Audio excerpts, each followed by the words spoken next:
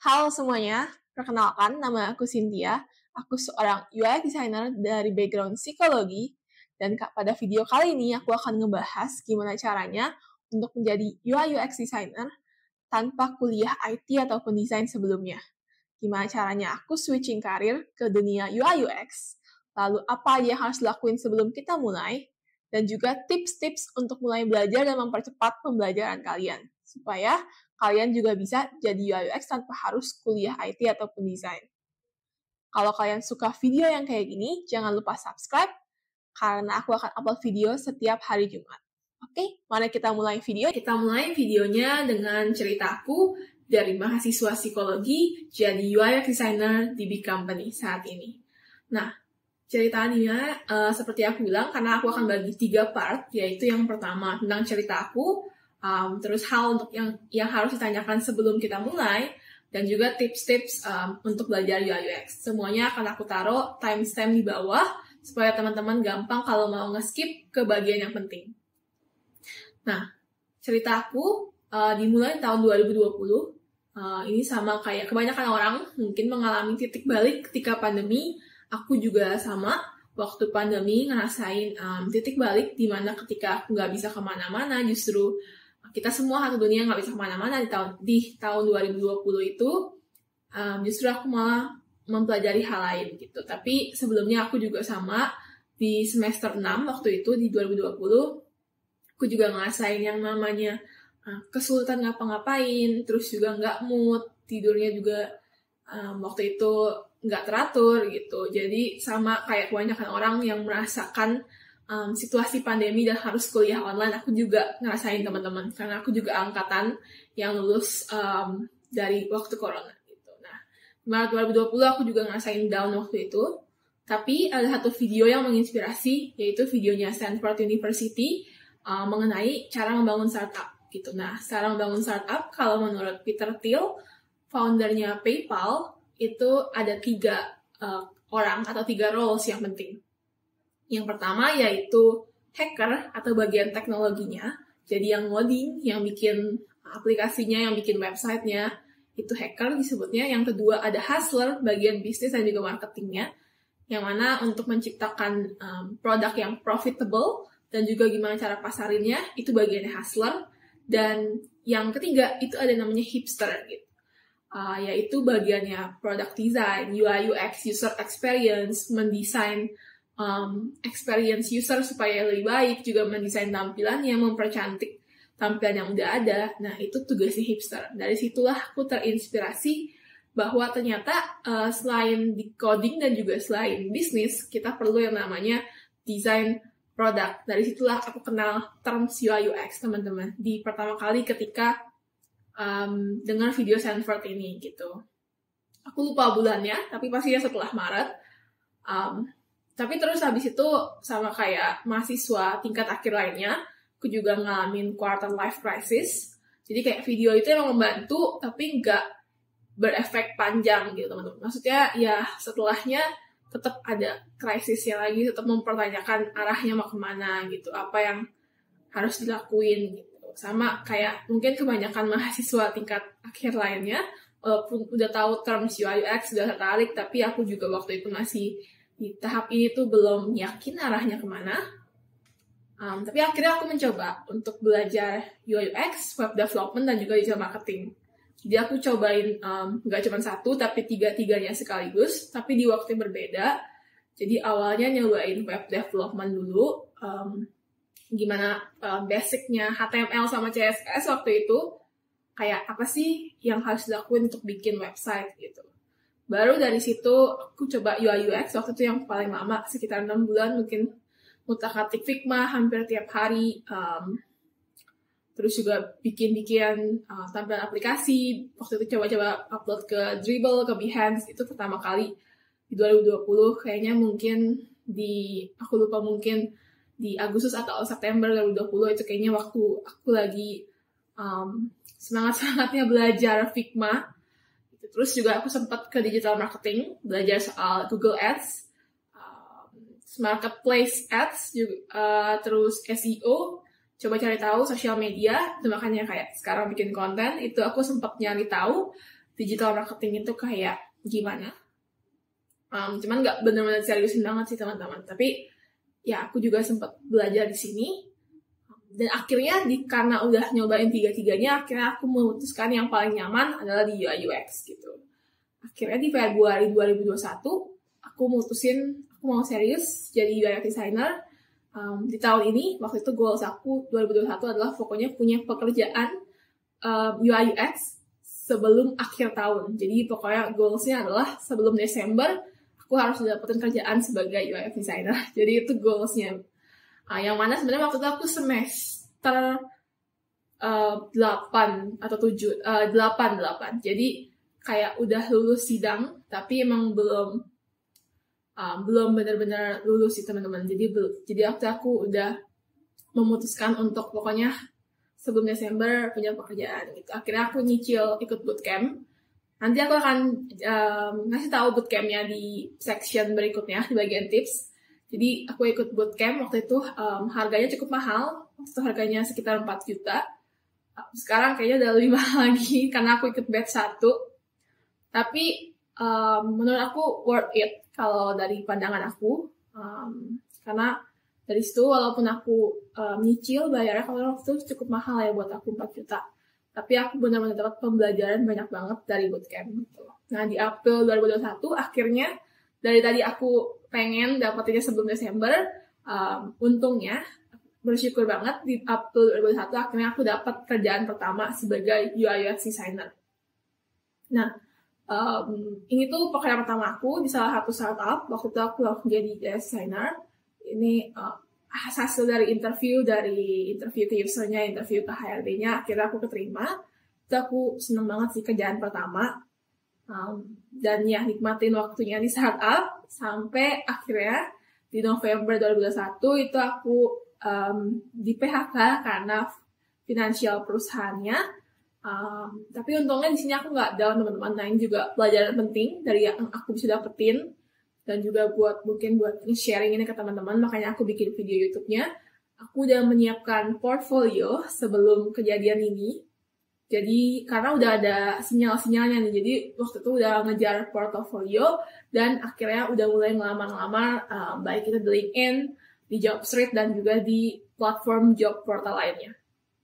Mungkin kalau teman-teman mau tipsnya untuk ngebuat CV dan portfolio, aku akan bikinin di video lainnya, boleh komen karena itu panjang lagi. Tapi waktu aku udah nyiapin sebelumnya, akhirnya cuma butuh waktu, untungnya cuma butuh waktu sekitar 2 minggu atau 3 minggu dari semenjak aku di PHK di November 2021, itu aku langsung dapat pekerjaan di 2 tempat sekaligus. Saya dapat offering dari 2 tempat sekaligus. Jadi aku cuma nganggur sekitar 2 minggu dari semenjak di PHK. Nah itu salah satunya akhirnya di tempat yang sekarang. Akhirnya aku memutuskan untuk menjadi UI UX di perusahaan kesehatan gitu. Waktu itu aku dapat 2, yang satu lagi otomotif, yang satu lagi kesehatan. Aku memilih bidang kesehatan karena emang suka aja gitu, sesuai passionnya. Karena dari dulu emang cita-cita aku pengen jadi dokter walaupun nggak kesampaian, tapi seenggaknya sekarang aku bisa jadi seorang UI designer di bidang medis. Nah, berikutnya kita masuk ke tipsnya. Yang pertama, sebelum mulai. Jadi kayak, ini aku berharap waktu sebelum aku mulai ada yang ngomong kayak gini ke aku. Jadi aku harap teman-teman mungkin yang ngedenger ini bisa ngerasain kayak ada yang ngasih tahu gitu sebelum mulai. Karena nggak banyak yang ngasih tahu ini sebelum mulai. Sebelum mulai belajar UI UX, pertama teman-teman jawab dulu. 1, apa makna desain buat teman-teman atau buat kamu? Apa itu desain? Apa desain sama dengan art? Apa desain hanyalah ya udah estetik semata atau gimana gitu? Kalau buat aku ngejawab ini, desain itu adalah sebuah metode atau cara untuk kita nge-solve problem dengan creative way. Jadi dengan berpikir kreatif. Nah itu alasan aku makanya menjadi UI designer karena aku pengen nge-solve problem tapi dengan lebih kreatif. Maka dari itu diperlukanlah desain. Itu maknanya buat aku. Teman-teman boleh cari maknanya dulu sebelum mulai, karena menurut aku itu penting kalau kita nggak punya fondasi pengertian maknanya apa, bisa jadi kita malah nggak semangat dan di tengah jalan kita berhenti. Gitu. Yang kedua, 3 alasan kenapa pengen jadi produk ataupun UX designer. Gitu. Ini juga penting sama kayak yang tadi yang makna design, karena kita perlu tahu dulu nih alasannya apa. Gitu. Ada buku Start with Why. Nah ini sama, kita sebelum mulai kita perlu cari tahu why-nya dulu sebelum kita cari tahu how-nya. Kalau how itu banyak soalnya di internet, tapi kita perlu cari tahu sendiri why-nya apa. Caranya adalah kita harus banyak ngobrol sama diri sendiri, tanya ke diri sendiri apa yang kita mau gitu. Itu kita harus cari tahu why-nya dulu. Waktu itu aku juga nyari tahu why-nya dulu. Karena kalau tanpa why, kita akan gampang goyah. Itu yang aku rasain sih. Karena aku juga banyak ngobrol sama orang yang mana mereka mungkin pengen jadi UI UX cuma sekedar karena bosan di kerjaan yang sekarang, atau karena gajinya lebih gede, atau karena terdengar keren aja juga ada waktu itu. Kayak aku pernah ngobrol sama beberapa orang, dan biasanya yang alasannya kayak gitu, itu cepet banget untuk quit gitu. Jadi kayak baru bentar belajar, terus ngerasa capek, ya udah. Nah itu maksudnya kenapa kita perlu cari tahu dulu alasannya, kita perlu start with why, apa yang sebenarnya kita mau.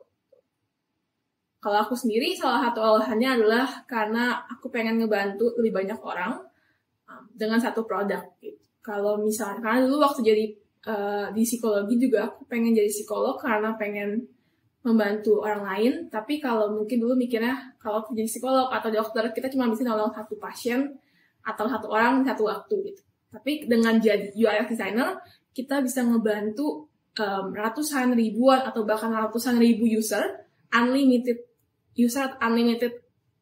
people hanya dengan satu kali kerja gitu. Jadi kayak itu salah satu alasan aku, karena aku pengen ngebantu lebih banyak orang gitu, tapi dengan efisien. Gitu. Jadi ya itu salah satu alasan yang fondasi yang ngebuat aku terus belajar sampai sekarang. Terus pertanyaan berikutnya adalah apakah siap dengan ketidakpastian? Ya karena di dunia UX, dunia teknologi, dunia kreatif, itu banyak ketidakpastian teman-teman. Kayak kita bakal banyak insecure-nya, banyak down-nya, banyak ngerasa kayaknya belum cukup, kayaknya kita jelek banget karyanya, itu sering kali dialamin. Jadi, apakah siap gitu dengan hal itu? Apakah siap dengan ada hari dimana kita senang banget, ada hari dimana kita bisa nangis, bisa down, karena kadang dunia kreatif itu cukup abstrak gitu. Kita nggak bisa always be good, always jadi yang paling baik, itu nggak bisa. Jadi apakah siap dengan hal itu? Itu juga pertanyaan yang perlu ditanya sebelum kita mulai menurut aku. Dan yang terakhir, tahu dulu dampak dari desain yang dibuat UX designer gitu. Tahu kalau misalnya kita ngebuat sebuah produk, contohnya misalnya produk e-commerce, atau apakah dampak dari desain di produk e-commerce itu gitu misalnya. Apa iya dengan desain kita bisa ngebuat sesuatu gitu. Apa mungkin kalau di e-commerce dengan desain UI UX jadinya profit nambah, jadinya yang beli makin banyak. Nah, kita perlu tahu dulu gitu dampak desain itu sebesar apa gitu sebelum kita mulai, karena sama ini juga fondasinya. Semua 4 pertanyaan ini adalah fondasi dari sebelum kita mulai belajar, teman-teman. Karena kalau kita langsung jump into belajar, jump into Figma, jump into ngedesain Dribbble, kadang mungkin kesannya keren, tapi bisa jadi kita nggak punya fondasi yang solid dalam product design ataupun UI UX. Jadi ya kita nggak tahu apa yang kita kerjain. Dan biasanya aku nemuin beberapa orang mungkin setelah beberapa bulan belajar, dia di situ-situ aja ataupun dia stuck, dia keluar. Dia ngerasa mungkin nggak cocok atau mungkin dia ngerasa capek gitu. Padahal sebenarnya kalau misalnya memang mau fondasinya kuat, kita perlu tahu dulu 4 hal ini, perlu ditanyakan dulu, dicari tahu jawabannya. Ketika nanti ada obstacle kayak rasa stuck atau rasa di situ-situ aja, kita nggak masalah gitu. Kita bisa bangkit lagi, bounce back lagi lebih cepat karena kita punya fondasinya yang kuat gitu. Maka dari itu aku sangat menyarankan untuk punya jawaban dari pertanyaan-pertanyaan ini dan juga mindset tentang apa itu UI UX, apa itu product design yang benar gitu. Karena product design ataupun UI UX adalah untuk membuat user itu experience lebih bagus dari produk kita gitu. Karena kita harus user centric. Mungkin banyak yang teman-teman dengar user centric, itu maksudnya adalah kita berpatok pada user, kita berpatok pada apa yang user mau, karena kita perlu membuat user itu senang dengan experience yang kita buat gitu. Jadi sebesar itu impact-nya UI UX, bukan sekedar mempercantik suatu tampilan, tapi lebih dari itu, beyond that. Jadi itu fondasinya teman-teman sebelum kita mulai. Nah, berikutnya aku akan ke tips. Ada kurang lebih ada 5 tips untuk mulai belajar UI UX gitu. Oke, tips yang pertama, YouTube.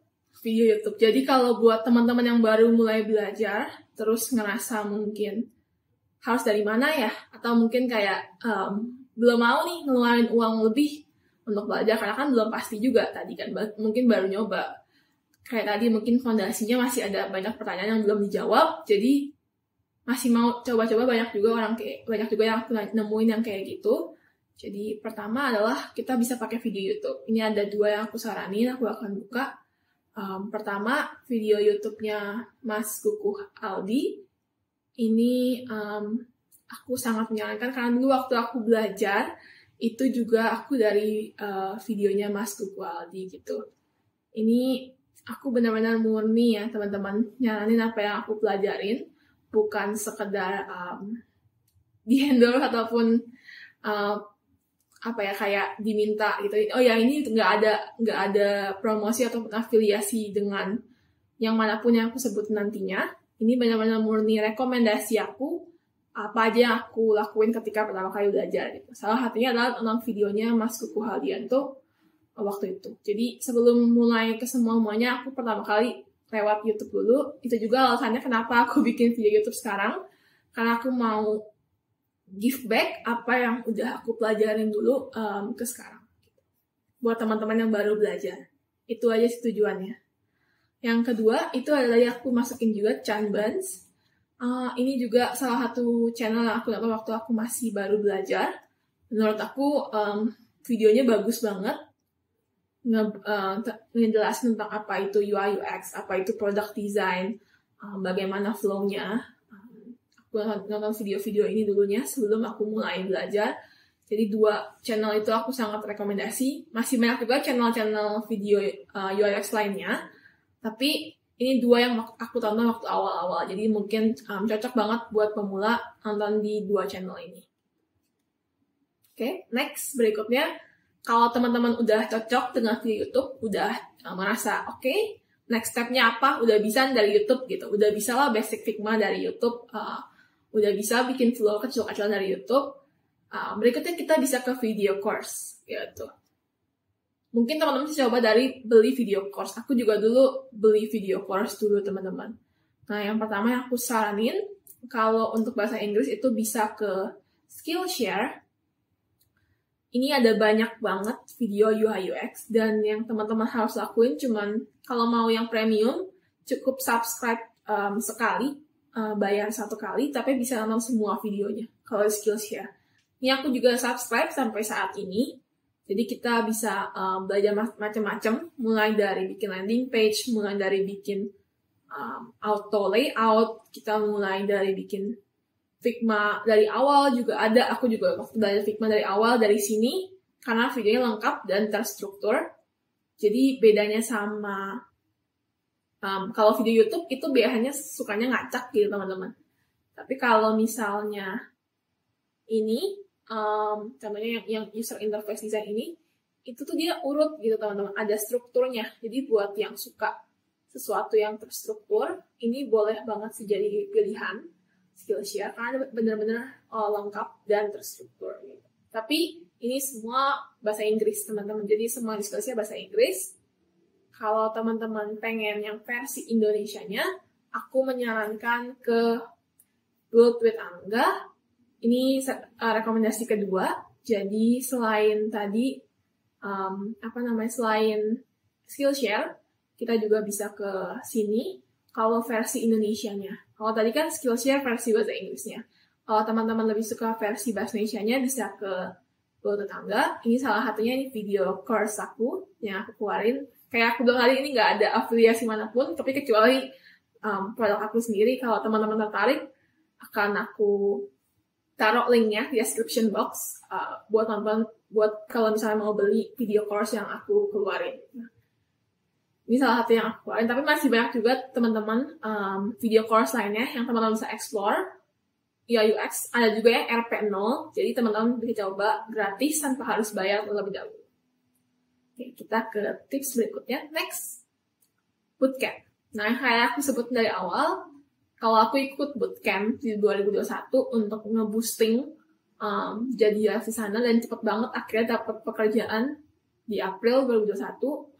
Nah, jadi aku sangat menyarankan kalau teman-teman emang serius untuk belajar UI UX dan juga tadi udah pakai YouTube, udah pakai video course tapi ngerasa perlu di boosting lagi, atau ngerasa kayaknya belum cukup kalau cuman segini aja gitu skillnya, atau punya budget lebih juga, silahkan ikut bootcamp gitu teman-teman. Karena menurut aku sih kalau emang punya budget lebih sangat bagus ya ikut bootcamp gitu. Karena jadi teman-teman terarah gitu, juga diajarin para mentor yang emang udah terpercaya di bidangnya. Ini aku ikut bootcamp UI UX. Ini aku nggak disponsor sama bootcampnya, sama sekali nggak disponsor. Tapi ini bener-bener aku alumni bootcamp sini, namanya dbming.id. Jadi itu aku belajar waktu itu UI UX. Nah, waktu harganya masih belum segini, tapi ya karena sekarang udah lebih advance lagi pembelajarannya, terus juga sekarang setahu aku juga ditambahin benefit-benefit lainnya, kayak kelas bahasa Inggris dan juga persiapan karir, jadi harganya lebih mahal dari yang waktu aku ikutin. Tapi aku merasa ini worth it. Mungkin kalau teman-teman mau, aku bikin video tentang worth it atau enggak, tentang ikut bootcamp, boleh komen, aku akan bikin reviewnya, kalau bootcamp itu worth it atau enggak, gitu. Nah, tapi kalau pengalaman aku belajar banyak dari para mentornya, karena di sini juga para mentornya dari para praktisi, dari para UI UX berbagai company besar waktu itu. Jadi menurut aku sih worth it selama yang aku ikutin.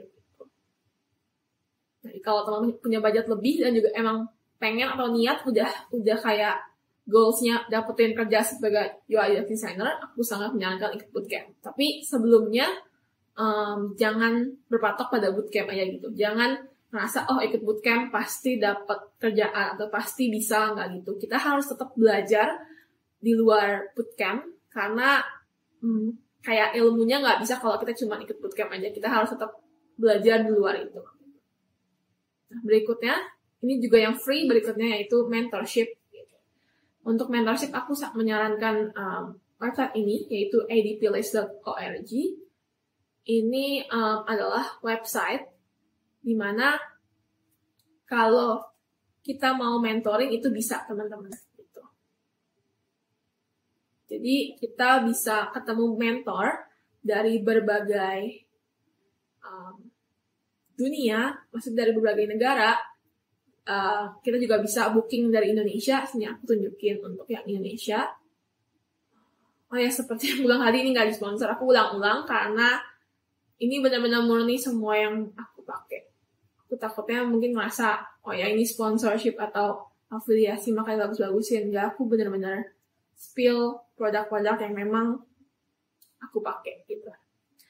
Ini mentor-mentor dari Indonesia, teman-teman. Menurut aku sih keren-keren di ADPList orang-orangnya, dari berbagai perusahaan besar, terus juga ada dari product research lead, product lead, ada senior UX design juga,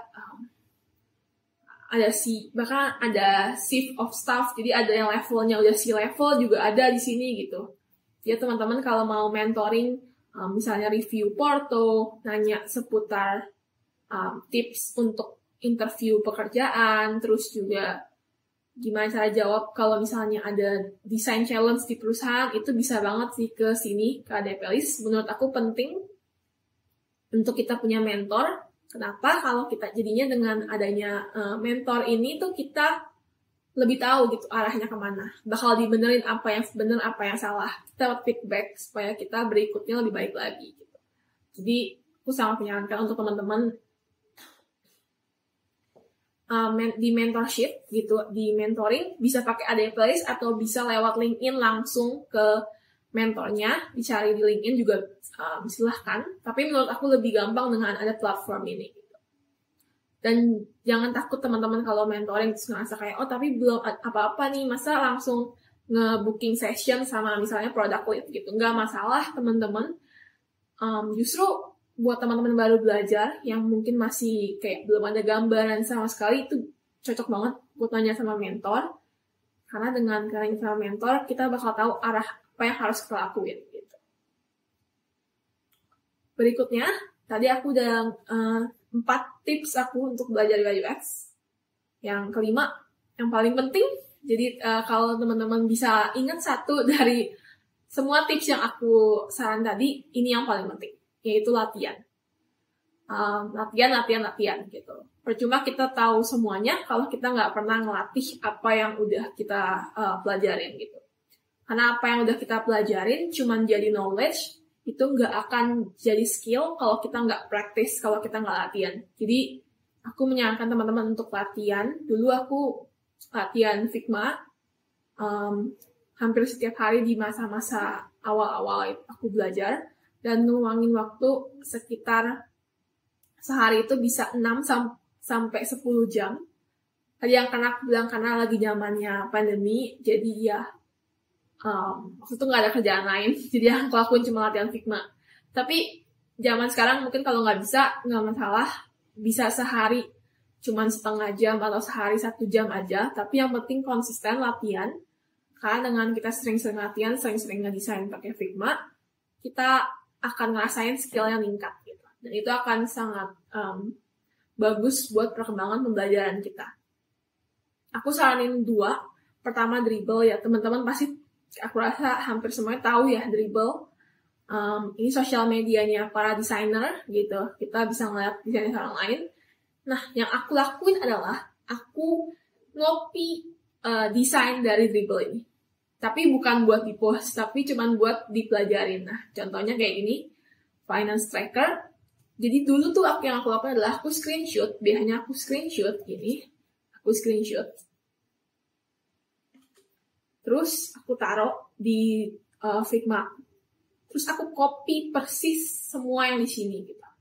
Jadi mulai dari insert my wallet, terus bikin card-nya, bikin chartnya kayak gini, aku copy semua dulu. Bikin ininya semua, aku copy.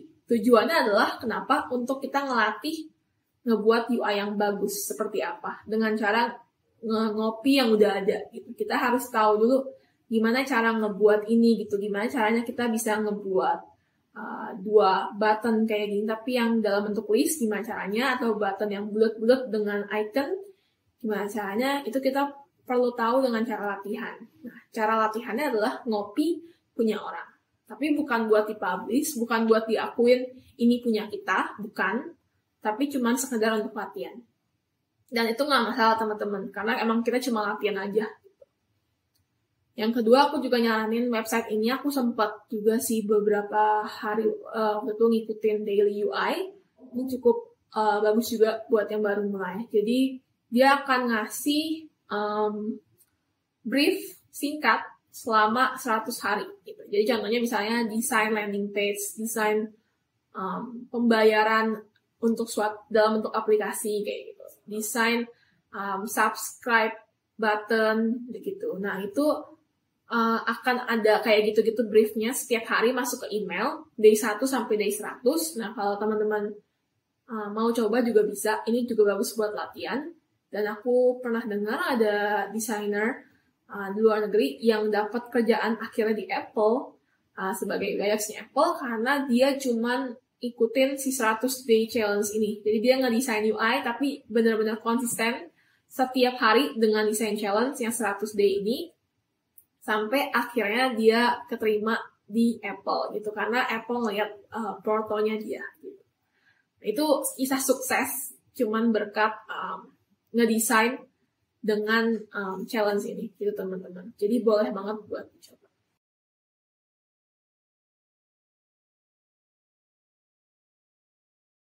Ya, di video kali ini penjelasan aku mulai dari cerita gimana caranya jadi UX designer tanpa background IT ataupun desain, hal yang harus ditanyain, dan juga tips-tips untuk memboosting pembayaran teman-teman. Semoga semua tips yang aku sebutin tadi berguna dan bermanfaat buat teman-teman. Kalau teman-teman suka video tentang UX kayak gini, boleh silahkan komen topik apa lagi yang aku harus bahas. Juga pencet like, subscribe, dan juga nyalain notifikasi supaya tahu setiap kali aku upload video barunya. Sampai jumpa di video berikutnya.